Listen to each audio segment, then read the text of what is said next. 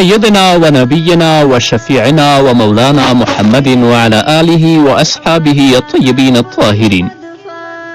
قدرمنو اوریدونکو د ژوند د لارې د خپرونې مینوالو، السلام علیکم ورحمت الله وبرکاته. ستاسو روغتیا او خوشحالي د پاک رب نه غواړم، په دې هیله چې د صحت او عافیت جامې په تن ولرئ او خوشحالي مو په برخه وي. دا دی زه محمد یاسین فهیم د ژوند د لارې د خپرونې په وړاندې کولو کې ستاسو په خدمت کې یم. زموږ د نننۍ خپرونې موضوع زی د لمانځه طریقه. دا فرض کفایي دی. پر یو کلي کور څخه یو کس هم د جنازې لمونځ وکړي نو د ټولې کورنۍ غاړه خلاصه شوه. خو که د کلي یو کس هم جنازې لمونځ ونه کړه نو بیا ټول ګنهګار دي. خو د هغه چا لپاره چې جنازې ته نه وي تلي، اما څوک چې هلته جنازه کیږي ټول حاضر وي، بیا په هغو فرض کفایي نه ده بلکې په ټولو باندې فرض ده چې هغوی ټول د جنازې لمونځ وکړي. خو له بده مرغه موږ وینو چې هلته جنازه کیږي هره خواته کسان ولاړ وي، د جنازې لمونځونه هم نه کوي. د جنازې د لمانځه شرطونه. د جنازې د لمانځه د صحیح کېدو دوه شرطونه دي. یو هغه چې د هغه تړاو د لمونځ کوونکو سره وي، دویم هغه چې د هغه تړاو د مړي سره وي. د جنازې د لمونځ کوونکي لپاره هغه ټول شرطونه پوره کول ضروري دي کوم چې د عامو لمنځلو لپاره ضروري دي. صرف په دوه خبرو کې فرق دی. په عامو لمنځلو کې د سړي نه د جماعت د تلو د ویرې په وخت کې چې کله تا نه جمع تیریږي تا ته د تیمم وهلو اجازت نشته، او که د جنازې لمونځ د ستا نه فوت کیږي، د جنازې لمونځ د فوت کېدلو ویره وي، هلته ته تیمم کولی شي. بله دا چې په نورو عامو لمنځونو کې رکوع او سجده وي او د جنازې په لمانځه کې رکوع او سجده نشته. دویم کوم شرطونه چې د مړي سره تړاو لري هغه دا دي: مړی به مسلمان وي، د کافر جنازه نه کیږي. مړی به پاک وي، په ناپاکي کې جنازه نه کیږي. دریم کفن به پاک وي. څلورم مړی باید پټ وي. پنځم مړی باید د جنازې لمونځ کوونکي په وړاندې په ځمکه یا په کټ کې ایښودله شوی وي. مړی په موټر کې یا په بله سورلي باندې نه وي ایښی چې ته لاندې ولاړ وي او د هغه جنازه کوي. طریقه د جنازې د لمونځ کولو طریقه دا ده چې له ټولو مخکې دې صفونه برابر شي. که چیرې 4 یا 10 سړي وي نو یو صف دې جوړ کړي. لکن که د سړو تعداد په جنازه کې هغه څوک چې جنازې ته راغلي که د هغو تعداد ډېر زیات وي نو بیا پکار ده چې 3 صفونه یا 5 صفونه یا 7 صفونه جوړ کړي. غوره خبره دا ده چې هغه طاق صفونه جوړ کړي، خو دا لازمي نه ده چې ضرور په هرې جنازه کې دا نارې کیږي چې 11 یې کوي یا 9 کوي یا 5 کوي. غوره خبره اگر چې ده خو دا ډېره لازمي خبره نه ده. نو چې کله صفونه برابر شو امام دې نیت وکړي او ټول مقتدیان چې د امام پسې په دې جنازه کې ولاړ دي هغوی دې هم د جنازې لمانځه نیت وکړي. او دا نیت په زړه کې کفایت کوي. ضرور نه ده چې دا نیت په خوله باندې ووایي. بس په زړه کې به ګرځئ چې دا جنازې لمونځ سره د تکبیراتو یې ادا کوم، ثنا الله دپاره، درود رسول الله لپاره، دعا د مړي لپاره، او اقتدا مې وکړه د امام پسې الله اکبر به کوي. خلاص دا به په زړه کې وګرځئ، دا کفایت کوي. نو چې کله نیتونه خلاص شول امام دې په لوړ آواز سره تکبیر تحریمه ووایي او دواړه لاسونه به پورته کړي. مقتدیان به هم چې څوک جنازې مانځه کې شریک شوي هغوی به هم تکبیر تحریمه په قراره باندې ووایي. د هغه نه به وروسته لاسونه وتړي د لمانځه په شان.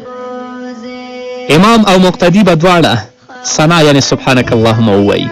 سبحانک اللهم وبحمدک وتبارک اسمک وتعالی جدک ولا اله غیرک. کې دا ویله هم صحیح دی، او کې دا ټکی پکې زیات که چې وجل ثناؤک ولا اله غیرک دا غوره ده. چې کله سبحانک اللهم خلاصه شوه نو امام دې بیا په لوړ آواز سره الله اکبر ووایي، خو لاسونه به نه پورته کوي. مقتدیان به هم الله اکبر ووایي. دا دویم تکبیر شو. نو له دې وروسته به امام او همدارنګه هغه مقتدیان چې امام پسې ولاړ دي دوی به درود ووایي. یا هغه عام درود چې موږ تاسې په مانځه کې وایي چې اللهم صل علی محمد وعلى آل محمد کما صلیت علی ابراهیم وعلى آل ابراهیم انک حمید مجید. دا دې ولولي. یا ځینې فقهاو دا درود ویلی چې اللهم صل علی محمد وعلى آل محمد كما صليت وسلمت وباركت وارحمت وترحمت على ابراهیم وعلى آل ابراهیم انک حمید مجید. نو هر یو درود چې ولولي کفایت کوي. نو چې کله امام درود خلاص که بیا به په لوړ آواز سره الله اکبر ووایي، لاسونه به غوږو ته نه پورته کوي. نو چې الله اکبر ویلې مقتدیان به هم الله اکبر وایي. نو که مړی بالغ سړی وي یا بالغه ښځه وي نو امام او مقتدیان به دواړه دا دعا ولولي: اللهم اغفر لحینا ومیتنا وشاهدنا وغائبنا وصغیرنا وکبیرنا وذكرنا وأنثانا، اللهم من أحييته منا فأحيه على الإسلام ومن توفيته منا فتوفه على الإيمان. ای الله بخنه وکړې زموږ ژوندو ته، همدارنګه بخنه وکړې زموږ مړو ته، بخنه وکړې زموږ حاضرو ته، بخنه وکړې زموږ غائبو ته، بخنه وکړې زموږ وړو ته، بخنه وکړې زموږ لویانو ته، زموږ سړو ته، زموږ ښځو ته. ای الله په مونږ کې چې څوک ته ژوندي ساتې هغه په اسلام ژوندي وساته، او څوک چې ته مړه کوې نو د ایمان سره مرګ ورکړي. د رسول الله صلی الله علیه وسلم په احادیثو کې ځینې نورې دعاګانې هم راغلي دي. دا دعا خو د بالغ سړي او د بالغې ښځې لپاره وه. اوس که یو ماشوم وفات وي او نارینه وي نو هغه به امام او مقتدي به دواړه دا دعا ولولي چې اللهم اجعله لنا فرطا واجعلها لنا اجرا وزخرا واجعله لنا شافعا ومشفعا. ای الله دا هلک زموږ د بخښنې وسیله وګرځوه او دې زموږ لپاره اجر او د آخرت توښه وګرځوي.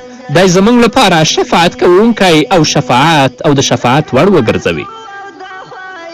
او که نابالغه نجلۍ وي نو دا دعا بلولي چې اللهم اجعلها لنا فرطا واجعلها لنا اجرا وزخرا واجعلها لنا شافعة ومشفعة. ای الله دا جلی زموږ د بخښنې وسیله وګرځوي او دا زموږ لپاره اجر او د آخرت توښه او دا زموږ شفاعت کوونکی او د شفاعت وړ وګرځوي. د دعاګانو د لستونه پس امام په لوړ آواز او مقتدیان په کراره الله اکبر ووایي او د عام المنځونو غوندې د سلام وګرځوي نو د جنازې لمونځ ختم شي. قدرمن اورېدونکو د خپرونې په دې وخت کې به راشو دمې ته. دمې نه وروسته بیا هم زموږ خپرونه دوام لري. دا د جانان مدینه یا زهر بوزې، دا د جانان مدینه یا زهر بوزې. سلامونه او نیکې هیلې ومنئ. د جنازې په لمانځه کې دوه فرضونه دي. اول لمونځ په وخت د جنازې لمونځ په ناسته نه کیږي. دویم څلور تکبیرونه ویل. دا څلور تکبیرونه ویل دا هم په جنازې مانځه کې فرض دي. خو که کوم ماشوم د پیدایښت په وخت کې مړ شي او آواز یې کړی د هغه جنازه دې هم وشي او په هغه باندې د نوم هم کیښودلی شي او وروسته د هغه دفن کړی شي. د پیدایښت په وخت کې چې ماشوم وفات شي او هغه غږ پورته کړي یعنی ژوندی وي وروسته مړ شي نو هغه ته د کفن هم ورکړی شي، په هغه د جنازه هم وشي او په هغه باندې د یو نوم کیښودلی شي، بیا د دفن شي. او که د مور په ګېډه کې مړ شوی وي او مړی پیدا شي نو زموږ فقهاو دا لیکلي دي چې نوم دې هم پې کیږدي، کفن دې هم ورکړی شي خو د هغه د جنازه نه کیږي، په قبرستان کې د په یو ځای کې دفن کړی شي. او دې خبرو ته د قدرمن اورېدونکو موږ متوجه اوسو چې د جنازې لمونځ په جومات کې دننه یا قبر ته مخامخ کول مکروه تحریمي دي. زموږ فقهاو دا لیکلي ځکه که قبرونو ته مخامخ د جنازې لمونځ وشي نو د خلکو په زړونو کې به د قبر لویي پیدا شي، بیا به پرې څوک ګلونه اچوي، څوک به ورنه طوافونه کوي او یا به قبرونه څپوي او د هغه قبر نه به بیا سوالونه کوي.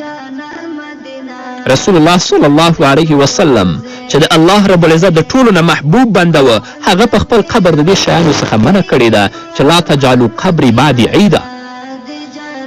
او همدارنګه رسول الله صلی الله علیه وسلم ویلي دي چې زما قبر زما نه وروسته وثن مه جوړوئ یعبد چې د هغه عبادت وکړی شي.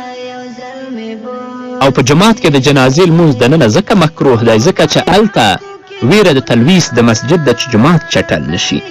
اما که د جنازه د جماعت نه بهر ویښې وه او خلک په جومات کې ولاړ وه بیا دې مانځه کې څه مشکل نشته دی.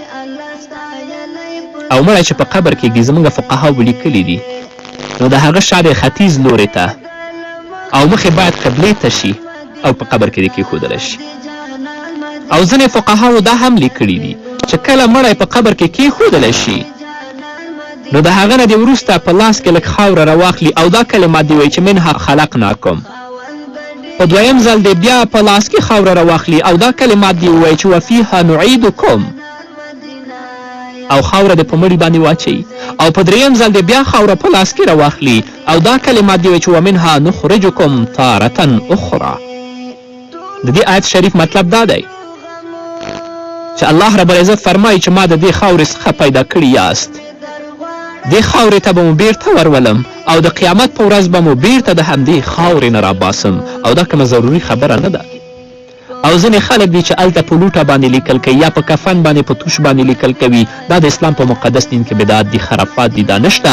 صرف دومره ثابته ده چې د مړي په تندي او د مړي په سینه باندې بسم الله الرحمن الرحیم په خپل لاس او په ګوتې باندې لیکلی شي، نه به په توش په کفن څه لیکل کوي او نه به په لوټه باندې لیکل کوي. د ښخولو نه د وروسته امام د قبر سر طرف ته ودرېږي او د بقرې صورت اولني آیتونه دې ولولي او د مغفرت دعا دې ورته وغواړي او له هغه وروسته یې د مړي پښو ته ودرېږي که بل څوک نه ول. او که بل څوک واخ ولاړ یا قریب هلته وایي او د بقرې صورت آخرني آیتونه دې ولولي. او دا ضروري خبره نه چې ټول خلک یو ځای دعا وکړي. هر سړی ځان ته هم دعا کولی شي چې مړي لپاره دعا وکړي. او چې کله هدیرې ته ځئ هلته د دنیا خبرې کول مناسب نه دي. صرف په زړه کې دا سوچ راوستل پکار دي چې سبا به ما پسې هم خلک را روان وي او ما به هم همدې ځای ته راوړي او دلته به زما د عمل نه پرته بل هیڅ ماته نه پکارېږي. خو هلته چې موږ قبرو ته ځو هدیرې ته خاندو خپل ټوکې م شروع کړي. او جنازې لمانځه ته د ښځو تلل مکروه دي. د جنازې لمونځ دې لپاره ناوخته کول چې خلک ډېر شي دا هم مکروه دي. او څوک چې جنازې لمانځه ته ځي هلته د په سوارلي نه ځي پیاده دې لاړ شي دا به هغه لپاره ډېره بهتره وي. هغه څوک چې لرې نه راځي هغه بېله خبره ده. نو چې کله مړی دفن شي په هغه باندې خاورې اچوي. قبر د ډېر لوړ نه جوړوي. د قبر لوړوالی باید یو لیش په اندازه وي او همدارنګه قبر دې نه پوخوي ځکه د قبر پخول د اسلام په مقدس دین کې حرام دی. رسول الله صلی الله علیه وسلم د دې نه نهیه کړې ده. او که داسې مسله وه چې څو مړي شي و 10-15 مړي په یو ځای شوي ول نو بهتره دا ده چې د هر یو جنازه بیله بیله وشي. او که بیله بیله نه وي یو ځای د ټولو جنازه هم کیدلی شي. او که څوک د جنازې په لمانځه کې هغه وخت شریک شو چې د هغه نه اول تکبیر تیر شوی و نو چې کله لمونځ ختم شي هغه د سلام ګرځولو نه مخکې هغه خپل تللي تکبیرونه ووایي. که یو تکبیر پرې ترې و او که دوه تیر و بیا د سلام وګرځوي. هغه دعاګانې چې تا نه په تکبیرونو کې پاتې دي د هغو ویل ضروري نه دي ځکه دعا سنت ده او تکبیر ویل فرض دي. ته راغلې جنازې مانځه ته 2 تکبیره درنه تیر ول نو چې کله امام سلام ګرځوي ته سلام مه ګرځوه خپل یو تکبیر او 2 تکبیر ووایه. خو هغه دعاګانې چې تا نه تیرې دي د هغې لوستل ضروري نه دي ځکه دعا سنت ده او تکبیر ویل چې دي فرض دي. د جنازې امامات که د کور څوک وکړي نو دا ډېره بهتره خبره ده. او که د کور څوک نه ول نو بیا د هغه کلي یا د محلې امام چې څوک دی امام الحی هغه د جنازې مونځ ورکړي. او د ولي د اجازې نه پرته د مړي امامت کول ښه نه دي. باید چې څوک ولي د مړي دی د هغه نه د اجازه واخیستله شي بیا د جنازې لمونځ وکړي. او که چا د ولی د اجازې نه بغیر د جنازې مونځ ورکړی و اعاده یې کیدی شي. او که د ولی په اجازه یې ورکړی نو بیا اعاده نشته. اگر که فقهاو دا هم لیکلي که د ولی په غیر د اجازې مو هم اعاده دې نه کوي. که د امام او مقتدي هیر شوه تکبیر ویلو سره لاسونه غوږونو ته پورته کړه مونځ یې شوی بیا د مونځ کولو ضرورت نشته دی. او فقهاو دا هم لیکلي که یو سړی په سمندر کې په بیړۍ او په کشتۍ کې مړ شه او تر څو چې ته وچې ته رسېږي هلته د مړي د خرابېدو ویره وي نو فقهاو ویلي دي چې دا دې په دې سیند کې لاهو کړي په سیند کې دې خوشې کړی شي. او په کوم ځای کې چې مړی دفن کړی شه بیا د هغه ویستل ناروا دي. د هغه ځای نه به یې نه وباسې او بل ځای ته به یې نه وړي. او نن د عادتونه د خلکو دي چې دلته زه امانت دفن کوم دې ځای نه وباسم بل ځای وړم یا په یو ځای کې مړ شي د هغه ځای نه راوړي بل ځای چې کوم ځای کې وفات شه هلته یې دفن کړه. غیر په هغه ځای کې که د سیلاب ویره وه چې قبرونه وړي کولی شي چې مړی وباسې بل ځای کې دفن کړي. اما امانت ښخول یا د یو ځای نه د مړي بل ځای ته وړل دا د اسلام په مقدس دین کې نشته دی. په ژوندون کې د ځان لپاره کفن اخیستل روا دي مګر په ژوندون کې د ځان لپاره قبر ویستل ناروا دي ځکه د مرګ ځای معلومات یوازې الله ته وي تا ته نشته چې ته به کوم ځای کې مړ کیږي د جنازې لمونځ د مازدیګر او د سهار نه وروسته کیږي د مازدیګر نه وروسته چې کله لمر بلکل زیړ شوی نه وي نو د جنازې لمونځ کیدلی شي همدارنګه د سهار د لمانځه نه وروسته هم د جنازې لمونځ کیدلی شي دا زموږ فقهاو لیکلي دي او تعزیت او غمرازي چې په دې باندې په نورو خپرونو کې زه تفصیلي غږېدلی یم د رښتیني مومن په خپرونو کې په کوم کور کې چې مړی وشي نو تعزیت کول یې سنت دي یعنې د کور خلکو ته تسلي ورکول او د صبر دعا ورته غوښتل دا سنت دي ځکه رسول الله صلی الله علیه وسلم په خپله هم غمرازي لپاره د خپل خلکو کورونو ته ورتللو په کوم کور کې چې مړی وشي نو هغوی ته 3 وخته د ډوډۍ وروړل ضروري دي چې نور خلک هغو ته ډوډۍ وروړي او د 3 ورځو نه وروسته د مړي کور ته د تعزیت او د فاتحې لپاره ورتګ دا مکروه دي البته هغه خلک چې لرې ځای نه راځي دا حکم د هغوی لپاره نه دی هغوی کولی شي چې وروسته د 3 ورځو نه هم تعزیت او فاتحه وکړي او ځینې ښځې دي د مړي په کور کې د 3 ورځو لپاره اور لګول ښه نه بولي چې اور دلته مه بلوئ دا خبره کوم اساس نه لګلی بلکې دا یو جاهلانه عمل دی همدارنګه چې مړی په کور کې مړ شي نو د پښو طرف نه یې وباسي د سر طرف نه یې نه وباسي یا همدارنګه اوبه پسې شیندي یا تیږه په بل طرف ته واړوي دا ټول جاهلانه اعمال دي د اسلام په مقدس دین کې دا کوم اساس نه لري نو قدرمنو اورېدونکو دا و د جنازې طریقه په دې هیله چې تاسو په غور سره اورېدلي او څه ناڅه ته ترې یاد کړي وي نو دا وه زموږ نننۍ خپرونه چې ستاسو درانه حضور ته وړاندې کړه تر بلې خپرونې پورې چې زه بیا هم ستاسو درانه حضور ته راځم تاسو ټول په پاک رب سپارم پاتې ژوند او پاتې ورځ مو نیکمرغه الله مو مل شه ولی غافل شولی لمانا ای مسلمان ځان خبر کړه قرآن ګیله کوم لتانا ای مسلمان ځان خبر کړه قرآن ګیله کوم لتانا ای مسلمان ځان خبر کړه ولی غافل شولی لمانا ای مسلمان ځان خبر کړه قرآن ګیله کوم لتانا ای مسلمان ځان خبر کړه قرآن ګیله کوم لتانا ای مسلمان ځان خبر کړه ایمان دی راوړو بیا دې هیر کړم ایمان دی راوړو بیا دې هیر کړم عشق د دنیا کې دی زیر کړم عشق د دنیا کې دی زیر کړم لږ ترس خو کړه له الله نه ای مسلمان ځان خبر کړه لږ ترس خو کړه له الله نه ای مسلمان ځان خبر کړه ولی غافل شولی لمانا ای مسلمان ځان خبر کړه قرآن ګیله کوم لتانا ای مسلمان ځان خبر کړه قرآن ګیله کوم لتانا ای مسلمان ځان خبر کړه زد الله شیرین کلام یم زد الله شیرین کلام یم نازل پر پاک خیر الانام یم نازل پر پاک خیر الانام یم جبرائیل راوړم له اسمانه ای مسلمان ځان خبر کړه جبرائیل راوړم له اسمانه ای مسلمان ځان خبر کړه ولی غافل شولی لمانا ای مسلمان ځان خبر کړه